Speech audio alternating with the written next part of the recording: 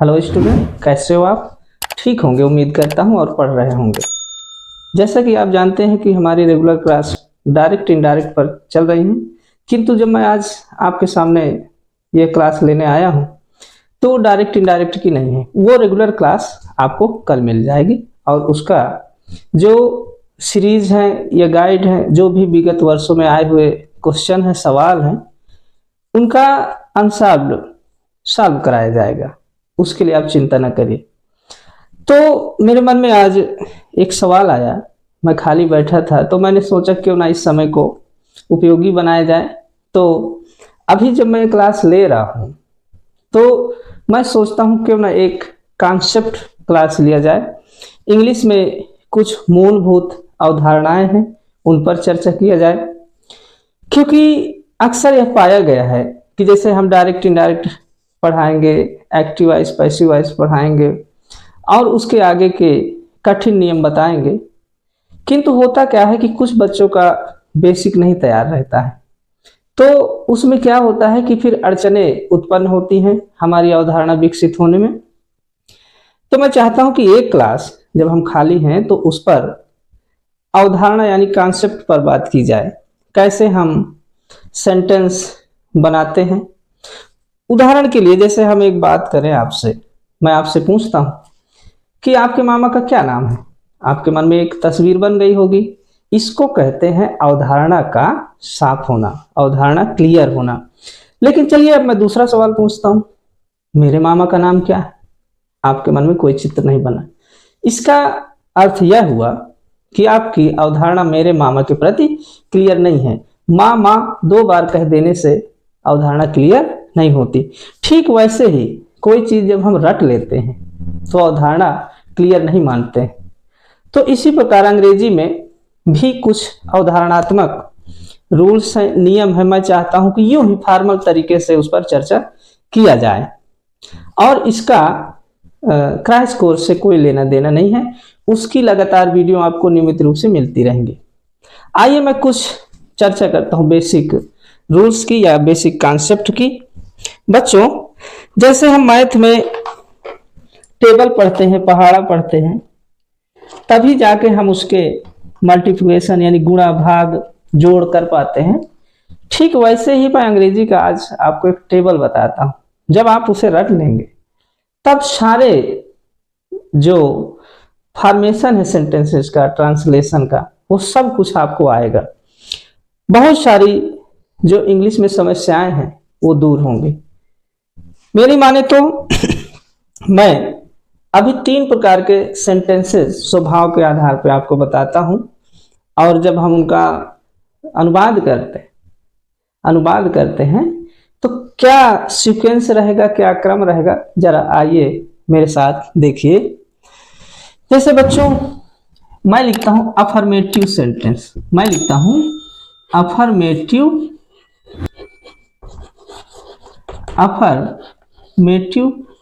Sentence. Affirmative sentence Hindi में बोले तो साधारण वाक्य। हिंदी में इसे क्या कहते हैं? साधारण वाक्य बोलते हैं। अगला बच्चों निगेटिव सेंटेंस। अगला क्या? निगेटिव सेंटेंस यानी नकारात्मक वाक्य। क्या बोले? नकारात्मक वाक्य। होता क्या है कि तमाम बच्चे मैं शहर में देखता हूं कि अच्छी अच्छी कोचिंग ज्वाइन कर लेते हैं, उनके पास पैसा है, उनके पास शहर में घर है, उनके नज़दीक कोचिंग संस्थान है, लेकिन उन बच्चों का क्या जो गांव में हैं, जो गरीब हैं, या एक तरह की समस्या और है, कुछ हमारी बेटियां हैं, कुछ बहनें हैं जो घर से दूर नहीं जा सकती और वो 10 में 12 में पढ़ती हैं, इंग्लिश लिए हैं, तो वो कोचिंग नहीं जा सकती, कोचिंग नहीं पढ़ सकती हैं। तो उन्हीं को लेकर के हमारे मन में हमेशा प्रतिबद्धता रहती है कि हम कैसे उन तक अंग्रेजी कई अवधारणा विकसित करें। तो आप गौर करिए, हम उसी अवधारणा के तहत आपसे ये चर्चा कर रहे हैं। तीसरे प्रकार का बच्चों सेंटेंस है इंट्रोगेटिव सेंटेंस। इंट्रोगेटिव सेंटेंस यानी प्रश्नवाचक वाक्य। प्रश्नवाचक वाक्य। तो बच्चों ये 3 प्रकार के सेंटेंस स्वभाव से पाए जाते हैं। इनका फॉर्मेशन इसे आप टेबल की तरह रख लीजिए। मैं अंग्रेजी को आप तक इतनी आसानी से पहुंचा दूंगा कि आपको यकीन नहीं होगा। देखते हैं, जब अफर्मेटिव प्रकार का सेंटेंस होता है बच्चों, तो हम सबसे पहले लिखते हैं सब्जेक्ट। क्या लिखते हैं? Subject. Number 1 subject. Number 2 helping verb. Number 2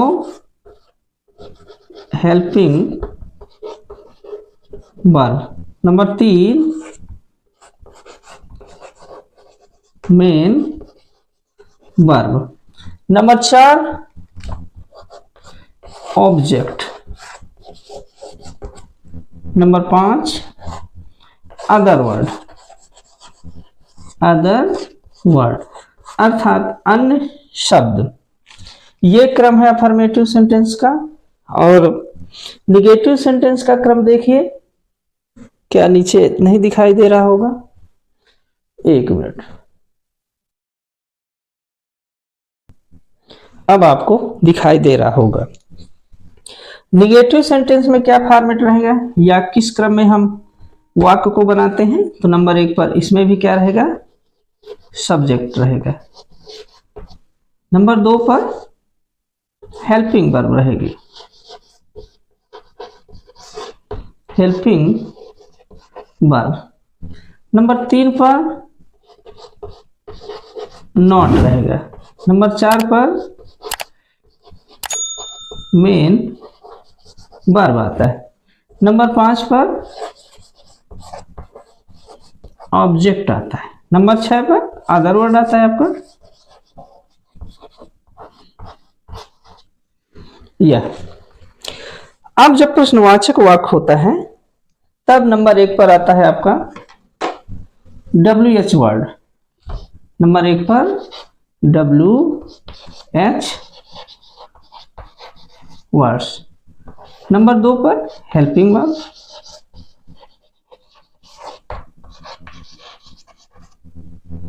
number 3 पर सब्जेक्ट। नंबर 4 पर नॉट। नंबर 5 पर मेन वर्ब। नंबर 6 पर ऑब्जेक्ट।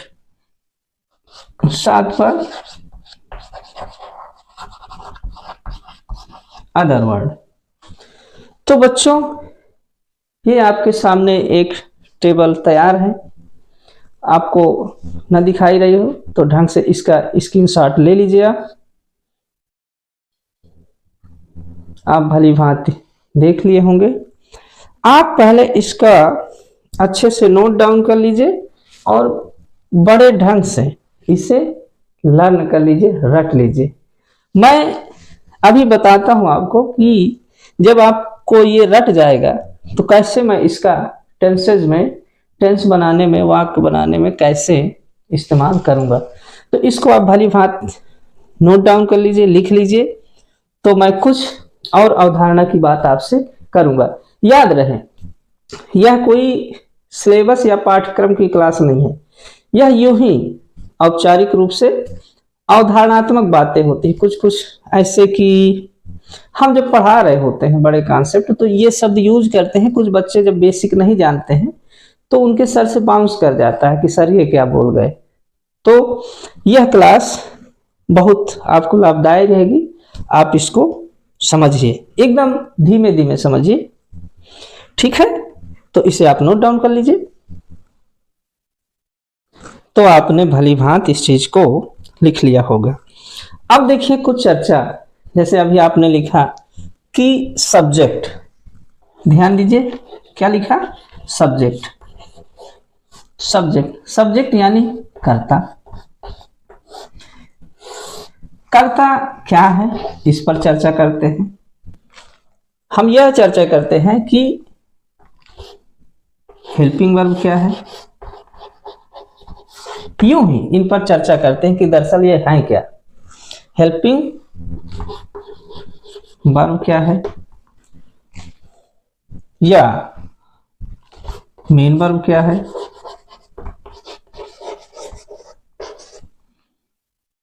या ऑब्जेक्ट क्या है।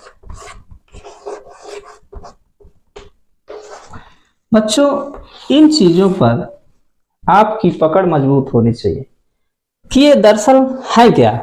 जैसे हेल्पिंग वर्ब सहायक क्रिया, मेन वर्ब मुख्य क्रिया, ऑब्जेक्ट, इनको आप लिख लीजिए, फिर मैं आपको कुछ इनके विषय में बताता हूं। लिख लीजिए आप।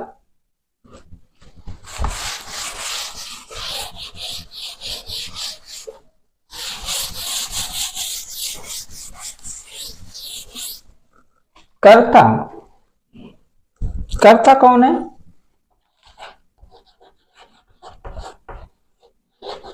कर्ता वह है जिसके द्वारा कोई काम होता है या संपादित होता है, वही काम करता है। लिख देता हूं, जिसके द्वारा कार्य किया जाता है।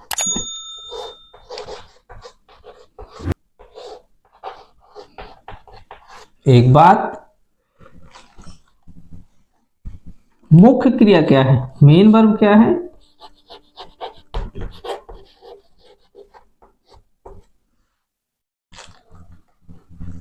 उस काम को कहते हैं, उस काम को कहते हैं, उस कार्य को कहते हैं जिसको सब्जेक्ट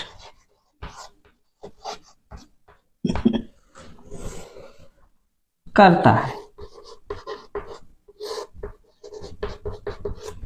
यह देखिए,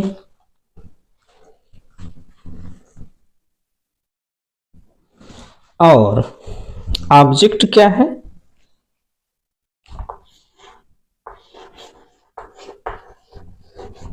ऑब्जेक्ट, ऑब्जेक्ट को बच्चों आप कर्म कहते हैं। मैं इस शब्द को कम बोलता हूं, मैं इस ऑब्जेक्ट माने होता है बच्चे टारगेट, टारगेट यानी लक्ष्य, ऑब्जेक्ट माने लक्ष्य होता है। अब मैं थोड़ा सा यहाँ पे आप से चर्चा करूंगा। इस धरती पर ऐसा कोई व्यक्ति नहीं है या कर्ता नहीं है कि वो कोई काम करता हो और उसका कुछ टारगेट ना हो। मसलन जैसे आप पढ़ रहे हैं तो जरूर आपके मन में कोई टारगेट होगा, आप उसे बता नहीं रहे हैं। बिना टारगेट का यदि कोई कर्ता काम करता है तो वो पागल ही हो सकता है। एक बुद्धिमान व्यक्ति जो भी कुछ काम करेगा उसके मन में कुछ ना कुछ उद्देश्य, टारगेट जरूर होगा। तो जब कोई कर्ता कुछ करता है तो किस लिए करता है कि उसके मन में कुछ लक्ष्य होंगे, टारगेट होंगे। अभी मैं और इस अवधारणा ना बन रही हूं तो मैं इसे और बहुत एक चित्र से आप तक स्पष्ट करना चाहता हूं। मान लेते हैं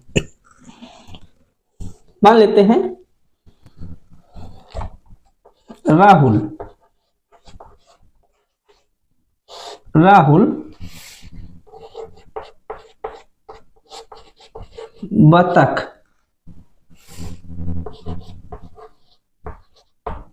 पकड़ता है।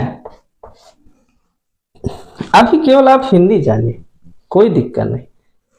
इसमें आप जानते हैं कि राहुल सब्जेक्ट है और उसका टारगेट क्या है, बतख है, और वो जो काम कर रहा है वो पकड़ने का काम कर रहा है, यही मेन वर्ब है। तो जैसे यहां पर राहुल हो गए सब्जेक्ट, बतख हो गई ऑब्जेक्ट, और पकड़ना हो गया आपका मेन वर्ब। मतलब यही है मुख्य काम, ये तीन चीजें।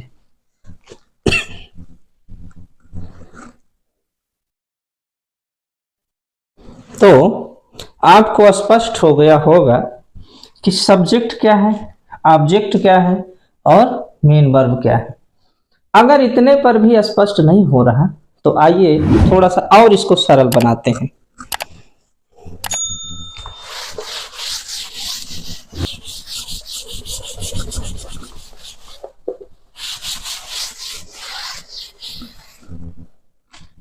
जैसे मैं एक चित्र बनाता हूं,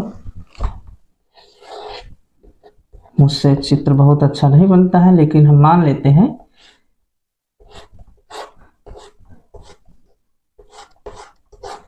कि ये एक व्यक्ति है, जैसे राहुल हो गए। अगर किसी का नाम राहुल है तो बुरा नहीं मानेंगे प्लीज। तो राहुल है, राहुल का टारगेट क्या है, ऑब्जेक्ट क्या है, जैसे हम लिख ही चुके हैं, क्या है, बतख है। तो हम एक बतख बनाते हैं।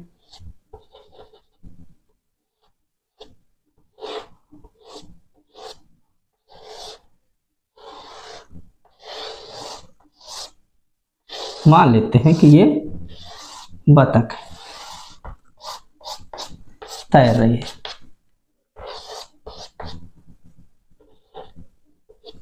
ये एक, देखिए हमने क्या क्या पढ़ लिया, आप समझ गए होंगे। हमने पढ़ लिया सब्जेक्ट, अवधारणा आपकी बन गई होगी कि सब्जेक्ट क्या होता है। हमने पढ़ लिया मेन वर्ब, इस पर भी आपकी अवधारणा बन गई होगी। जैसे इसके सामने हमने राहुल किया, इसके सामने हमने कैच किया। और तीसरा ऑब्जेक्ट, क्या, ऑब्जेक्ट यानी कर्म, यानी हमने बतख बनाया था, है ना। तो मैं थोड़ा सा संक्षेप में ऐसे फिर से बना देता हूं।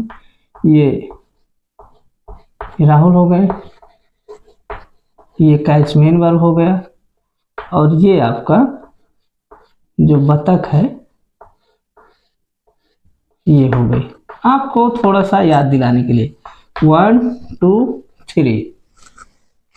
अब देखिए, अब बड़ा सवाल हमारे सामने ये है कि आखिरकार मेन वर्ब की, वो हेल्पिंग वर्ब क्या है। 4 पे हम बात करते हैं हेल्पिंग वर्ब, क्योंकि हम देखते हैं कि किताबों में क्या होता है कि रटा देते, बताते नहीं कि है क्या। मैं वही प्रयास कर रहा हूं। हेल्पिंग वर्ब क्वेश्चन मार्क यानी क्या है, इसको हिंदी में कहते हैं सहायक क्रिया। क्या बोलेंगे, सहायक क्रिया। इसको क्या बोलते हैं बच्चों, सहायक, इसको सहायक क्रिया बोलते हैं। तो अब बताइए कि इसका नाम जैसे है सहायक क्रिया, यानी नाम से तो स्पष्ट हो रहा है कि ये किसी की सहायता करती होगी। किसकी करती होगी बताइए, क्या ये सब्जेक्ट की सहायता करती है, या ऑब्जेक्ट की, या हेल्पिंग वर्ब की।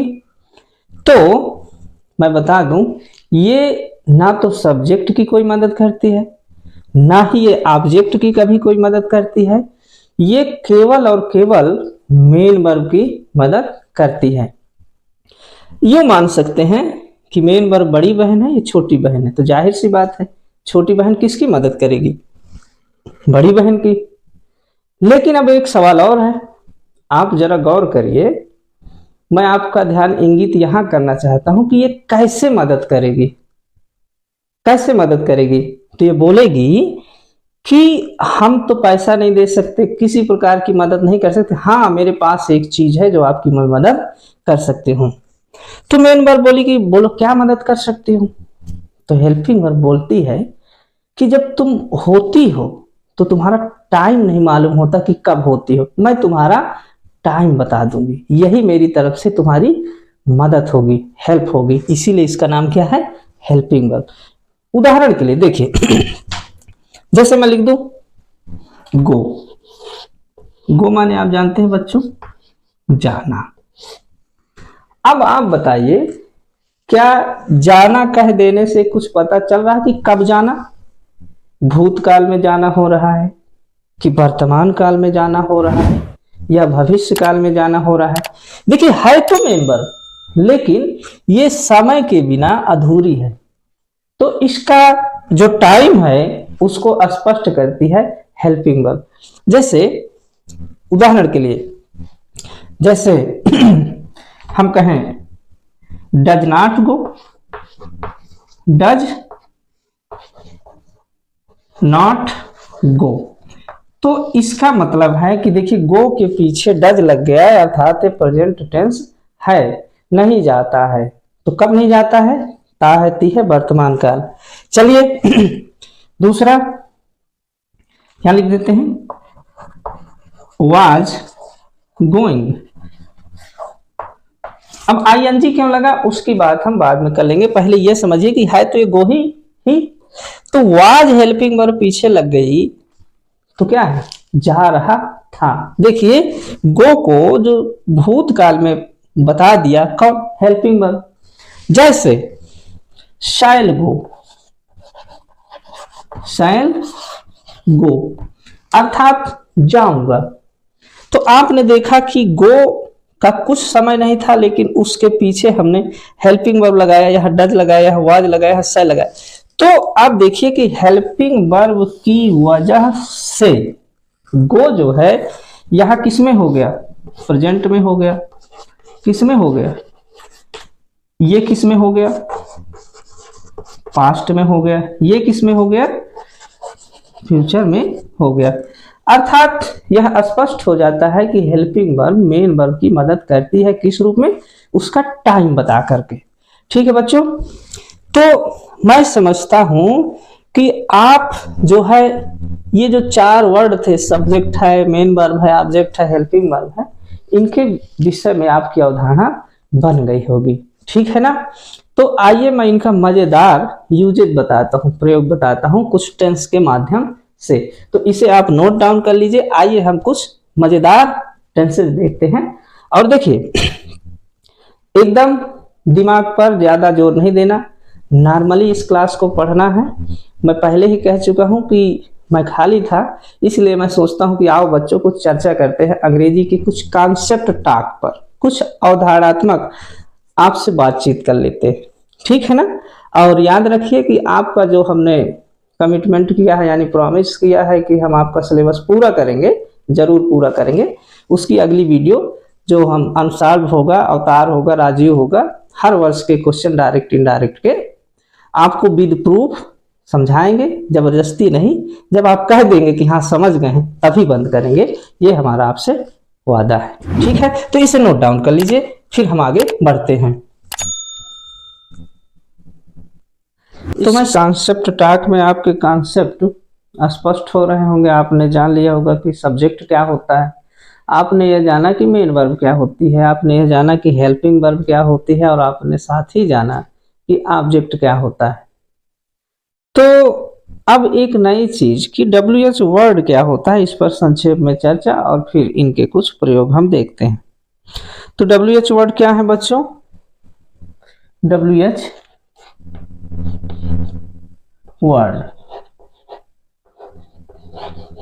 वर्ड्स यानी इनको हिंदी में बच्चों कहते हैं प्रश्नवाचक शब्द।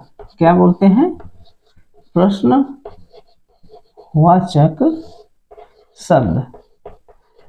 ठीक है, WH ही क्यों, क्योंकि इनका जो शुरुआत होता है, बिगिनिंग होता है, या तो W से शुरू होता है या तो H से शुरू होता है। जैसे W से व्हाट, व्हाई, व्हेन,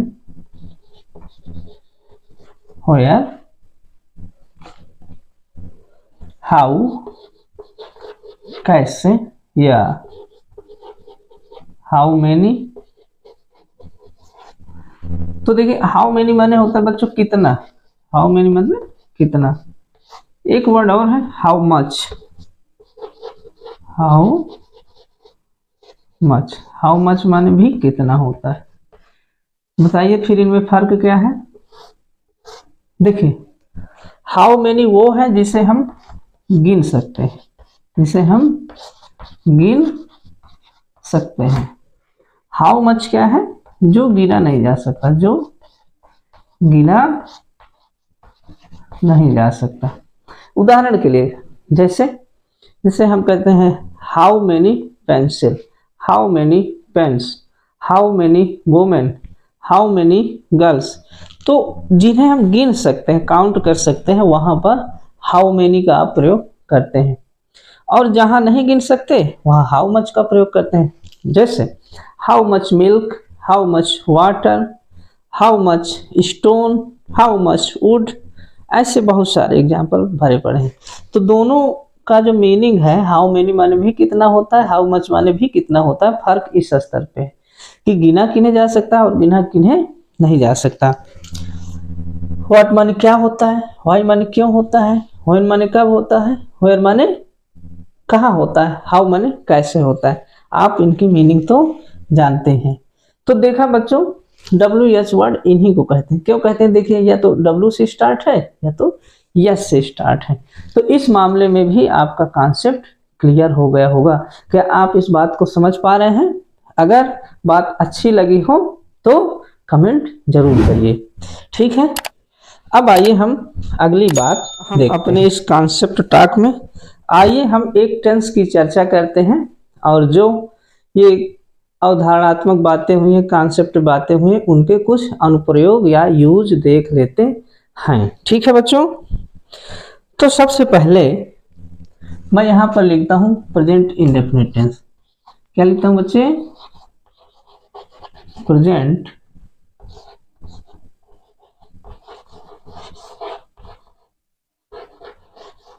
मैं मानता हूं कि आप मेरे जैसे जैसे मैं लिख रहा हूं वैसे आप टेंस का अध्ययन करें तो मैं दावा तो नहीं करता, लेकिन आप पाएंगे कि सबसे अलग तरीका है ग्रामर को बताने का। ये देखिए अब इसकी पहचान क्या है। इसकी पहचान जैसे आप जानते हैं ता है, ती है, ते है।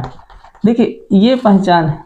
मैं यह आरोप नहीं लगाता हूं कि आपको ये टेंस नहीं आता, ये तो आपको बचपन से आता है। मैं कुछ इस पर कॉन्सेप्ट की बात करना चाहता हूं कि इस आधार पर आगे आने वाले सेंटेंस से आप कैसे निपटेंगे। मेरा वहां पर उद्देश्य था आपको बताने का। तो देखिए इसकी हेल्पिंग वर्ब जो होती है बच्चे वो क्या होती है, डू होती है और डज होती है। देखिए तो डू के साथ कौन कौन से सब्जेक्ट लगते हैं आपको बताते हैं। ही लगता है और क्या लगता है, सॉरी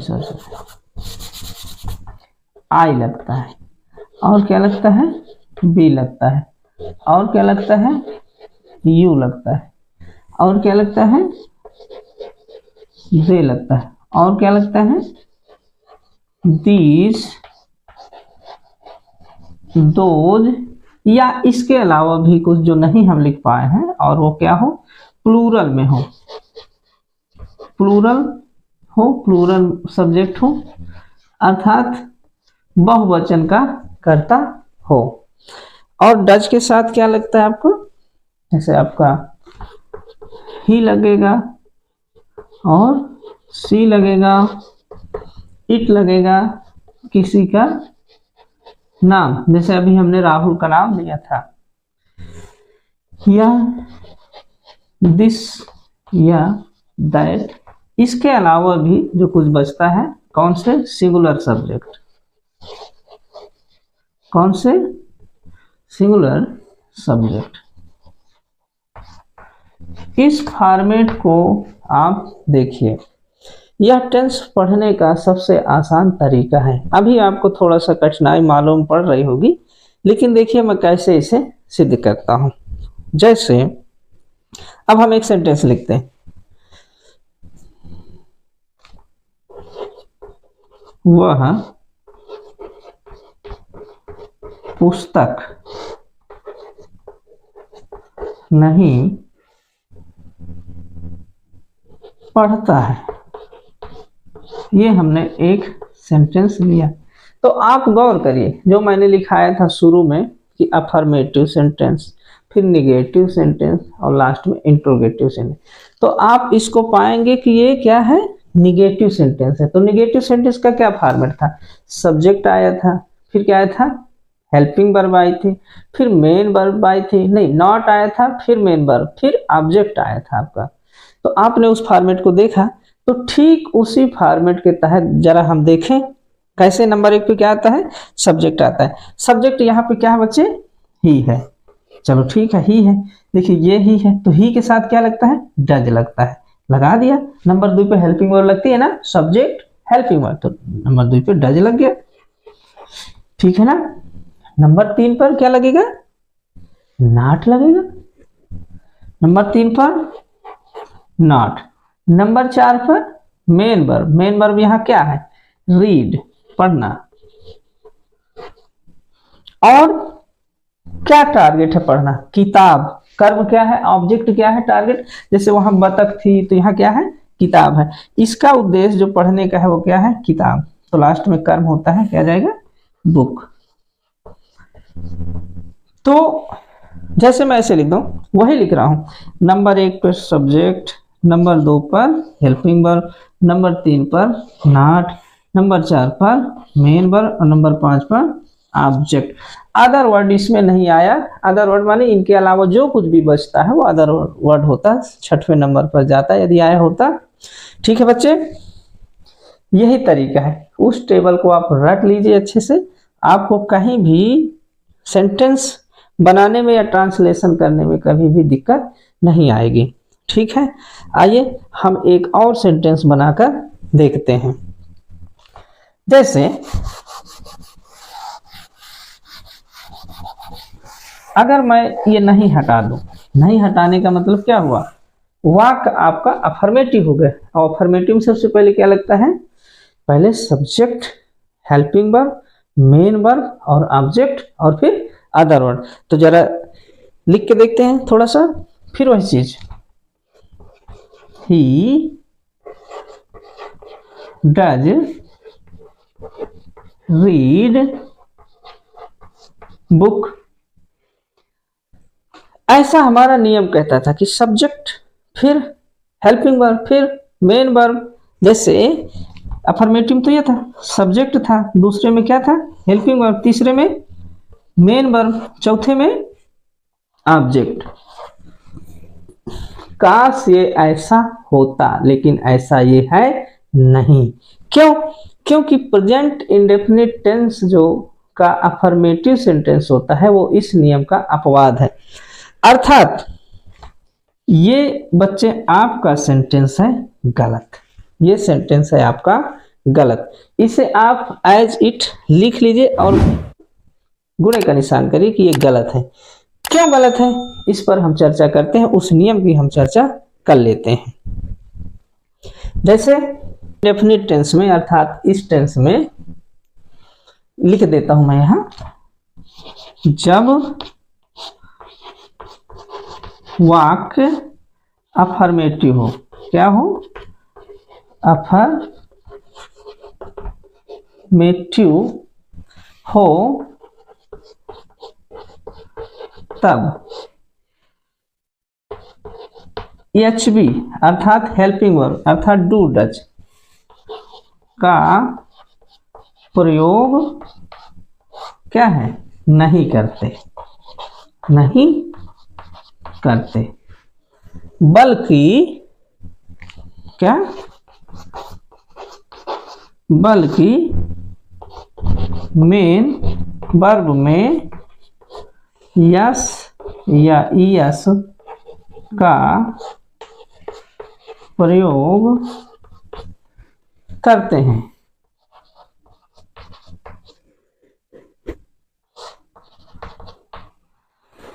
बल्कि मेन वर्ब में यस या यस का प्रयोग करते हैं जब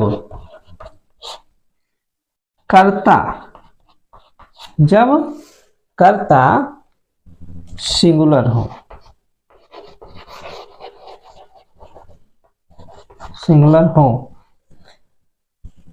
आप इस बात को समझिए, कह ये रहे हैं कि जब अफर्मेटिव सेंटेंस होता है तो हेल्पिंग वर्ब का प्रयोग नहीं होता है, ठीक है। और लेकिन जब कर्ता सिंगुलर हो यानी एक वचन का हो तो मेन वर्ब में यस या यस लगा देते हैं। इसका दूसरा अर्थ क्या हुआ कि यदि अफर्मेटिव सेंटेंस हो और कर्ता प्लूरल हो यानी बहुवचन का हो तो ना तो हेल्पिंग वर्ब लगेगी और ना ही यस या यस लगेगा।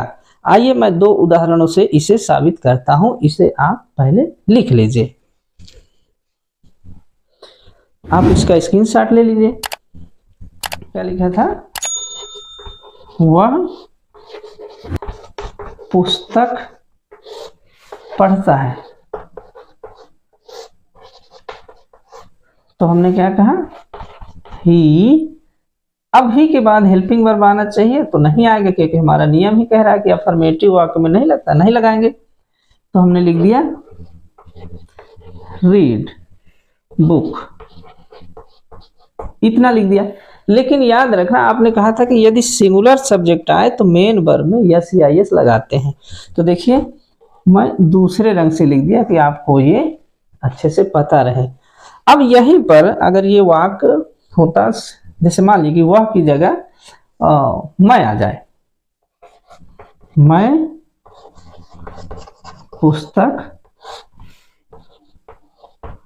पढ़ता हूं। हूबहू वही सेंटेंस है, क्या है? सब्जेक्ट बदला है। लेकिन याद रहे ये सब्जेक्ट किसका है? सिंगुलर का है। लिखे देता हूं, यह सब्जेक्ट किसका है? सिंगुलर का है। और यह सब्जेक्ट किसका है? प्लूरल का है। प्लूरल। तो इसके साथ यस या यस लगेगा, लेकिन इसके साथ कुछ नहीं लगेगा, अर्थात ना हेल्पिंग वर्ब लगेगी ना ही डू डज लगेगा। उदाहरण के लिए अब इसी को बना देते हैं। I read book. क्या आप इस बात को समझे? गौर करिए। कैसे गौर करेंगे? ऐसे गौर करेंगे। इसको देखिए और इसको देखिए, क्या दोनों में फर्क है? हाँ फर्क है। इसमें क्या था? वह आया था, ही आया था तो यस लगा। इसमें क्या है? मैं आया था तो नहीं लगा। इन दोनों में डिफरेंस आप करिए, ठीक है। ऐसे ही आप इसे लिख लीजिए, ये आपको कॉन्सेप्ट क्लियर करने में मजबूती देगा, ठीक है। तो आपने लिख लिया। अब जरा इस कॉन्सेप्ट टॉक में हम आगे अपनी बात को बढ़ाते हैं। हमने अफर्मेटिव देख लिया, हमने निगेटिव देख लिया। अब हम जरा प्रश्नवाचक वाक्य देखते हैं। वाचक वाक्य देखते हैं। तो प्रश्नवाचक वाक्य देखने से पहले आप अपना पेज कॉपी का पलटिए। नहीं पलट पा रहे हैं तो मैं यहाँ पर लिखे देता हूँ। हमने बात करी हुई है कि सबसे पहले हम क्या लिखते हैं बच्चे? WH वर्ड्स, ठीक है ना। नंबर 2 पे क्या लिखते हैं? Helping verb. नंबर 3 पे क्या लिखते हैं? सब्जेक्ट लिखते हैं, सही बात है। 4 पे नॉट लिखते हैं। 5 पर हम लिखते हैं मेन वर्ब। आपका क्या लिखते हैं? Main verb. और 6 पर हम लिखते हैं अपना उद्देश्य, ऑब्जेक्ट, टारगेट, कुछ भी कहिए। और फिर आपका लास्ट में आता है अदर वर्ड, ठीक है ना। इसको आप देखिए। अब इस प्रकार के हम वाक्य बताने जा रहे हैं। तो इंट्रोगेटिव सेंटेंस में 2 प्रकार के वाक्य होते हैं। देखो बच्चे मैं लिखे देता हूं।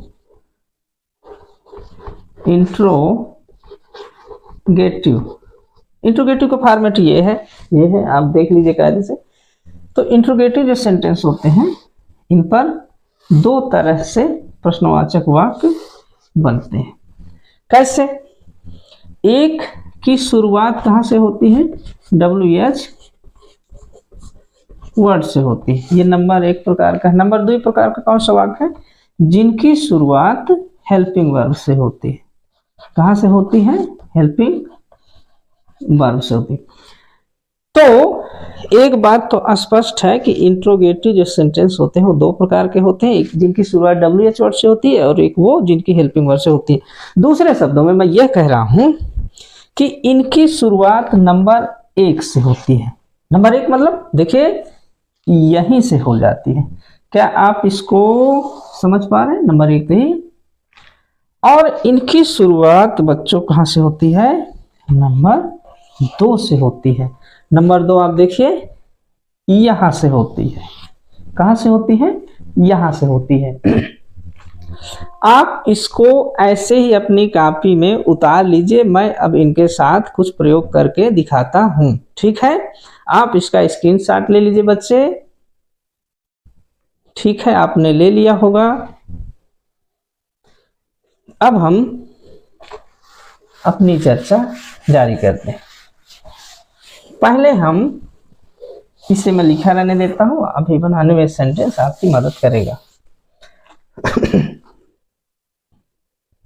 जैसे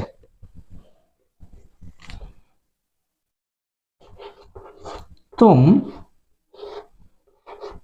स्कूल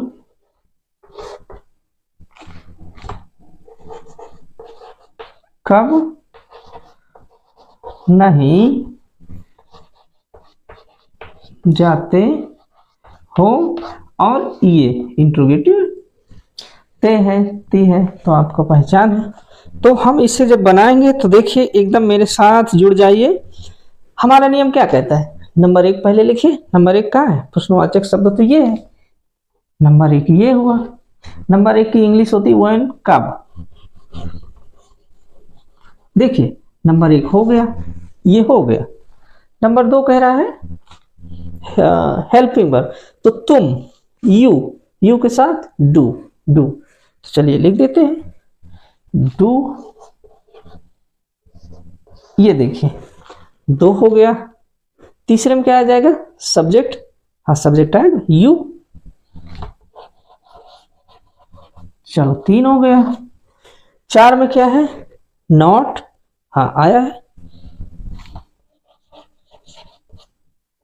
ये चार हो गया। पांच में क्या है? देखिए मेन वर्ब क्या है? जाना, गो। ये आपका पांच हो गया। आगे कुछ नहीं है, तो यहीं से हमारा वाक्य खत्म। आप इसको देखिए, क्या आप इस बात को समझ पा रहे हैं? मैं एक दो वाक्य और लिखता हूं।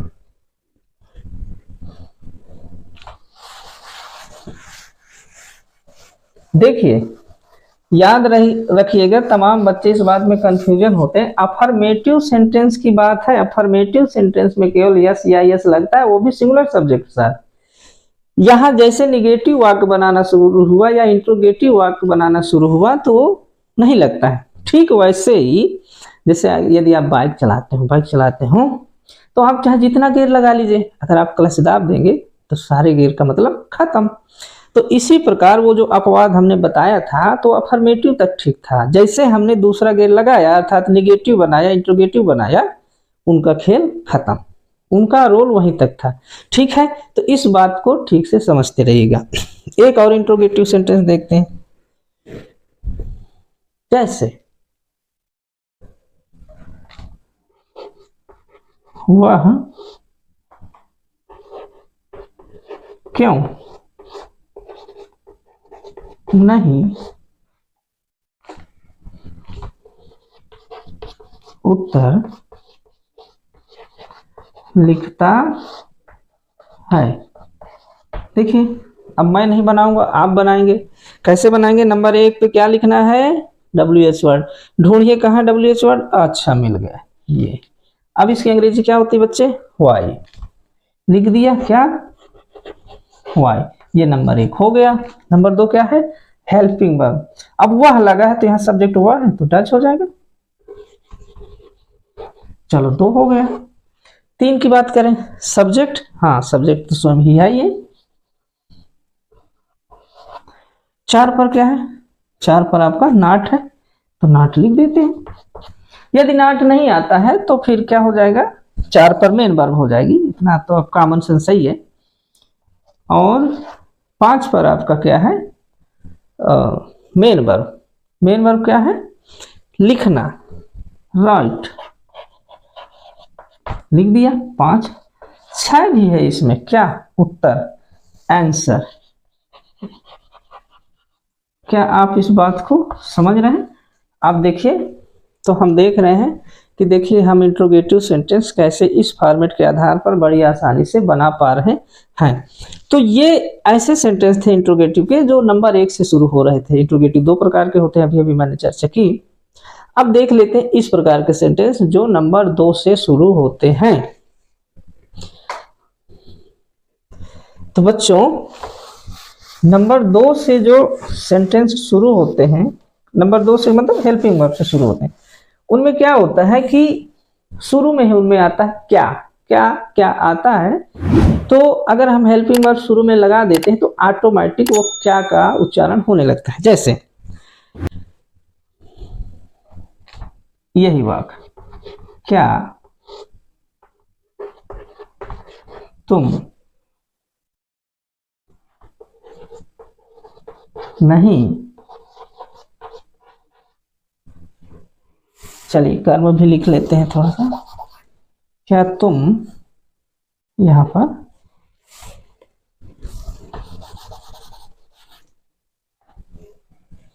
क्रिकेट नहीं खेलते हो? Question mark.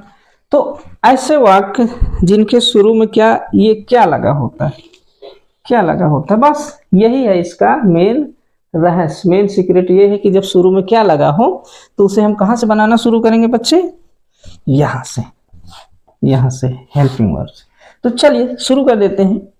यहाँ पे तुम आया है अर्थात यू, तो कहां से शुरू? नंबर 2 क्या आता है? Helping verb. तो हेल्पिंग वर्ब क्या है? डू। नंबर 3 सब्जेक्ट यू,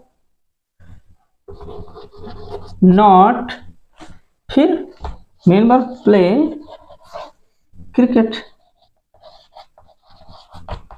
क्या आप इनकी नंबरिंग कर पाएंगे? जैसे नंबर 1 आया ही नहीं होता क्योंकि नंबर 2 से शुरू होते हैं। यहाँ पे हो गया 2, 3, 4, 5, 6। मैं अगर गलत बोल रहा हूं तो आप यहाँ चेक कर लीजिए। देखिए 2 से हेल्पिंग वर्ब से शुरू है, 2, 3, 4, 5, 6, 7 नहीं आया। 7 का मतलब अदर वर्ड होता है, जैसे हमने कह देता क्या तुम क्रिकेट शाम को नहीं खेलते, तो शाम जैसे एक वर्ड आ जाता है, शाम को, सुबह को, तो जो अतिरिक्त बचता है वही अदर वर्ड होता है। तो बच्चों, आज की कॉन्सेप्ट टॉक में मैं खाली बैठा था तो मैं सोचा क्यों ना आपसे चर्चा की जाए। देखिए होता क्या है कि जब बेसिक चीजें होती हुई लेजर टाइम में, यूं ही खाली समय में हम चर्चा के रूप में ये क्लास लेके आए थे, तो ऐसे ही 2-3 कॉन्सेप्ट टॉक की क्लासें हम करेंगे। तो उसमें सारे टेंस हैं, जो सीक्वेंसिंग है, सब कुछ आपको खेल खेल में आ जाएगा, ये गारंटी है। हाँ याद रखिएगा, यह जो क्लास है ये एक एक्स्ट्रा क्लास है, ये क्रैश कोर्स का हिस्सा नहीं है। हम अपनी बातों पर अड़े हैं। हम क्या करेंगे कि कल से इनडायरेक्ट का हमने जो पूरा कर लिया है उसका जो विगत वर्षों में आए हुए सवाल हैं उनको हल करेंगे और आपको बाखूबी समझाएंगे, आपसे कोई सवाल गलत नहीं होगा। अब ऐसे कॉन्सेप्ट टॉक देखते रहेंगे तो जैसे अगला टॉपिक हमारा एक्टिव वॉइस पैसिव वॉइस शुरू होगा, नरेशन तो हमने पूरा किया, बहुत कुछ। तो इनसे क्या होगा, उनको समझने में ये आपको मजबूती देंगे। तो अभी आज हमने प्रेजेंट इंडेफिनिट टेंस अपनी कॉन्सेप्ट टॉक में शुरू किया, तो बेसिक बताना बहुत जरूरी था, तो इसलिए इस क्लास को हमने लंबा खींचा। और यकीन दिलाता हूं कि अगली क्लास जो कॉन्सेप्ट टॉक होगी, अगले टेंस 4-4, 5-5 टेंस मिनटों में मैं नहीं आप मुझे पढ़ाएंगे, ये मैं गारंटी देता हूं। तो आप खुश हो जाइए। मेरे मन में यही चल रहा है उन बच्चों के लिए जो फीस नहीं दे सकते हैं, जो हमारी गांव की बच्चियां हैं, जो दूर नहीं आ पाती हैं। हम देखते हैं कि नगरों में, शहरों में जाते हैं तो बड़े बड़े कोचिंग संस्थान है, सुविधाएं हैं, लोगों के पास पैसा है, लेकिन उनका क्या, जो गांव में जहाँ पे संसाधन नहीं है, जहाँ पे बच्चे मुश्किल से सरकारी फीस नहीं दे पाते, किसान के बच्चे बच्चियां, तो यकीन मानिए मैं उन्हीं के लिए प्रतिबद्ध हूँ। इसका ये मतलब नहीं है कि किसी को बुरी लगनी चाहिए मेरी बात, लेकिन हाँ, मैं स्वीकार करता हूँ इस बात को कि मैं उनकी तरफ ज्यादा झुका हूँ। नमस्ते। अक्षय की पाठशाला में आपका बहुत स्वागत है। लाइक करते रहे, सब्सक्राइब करते रहे।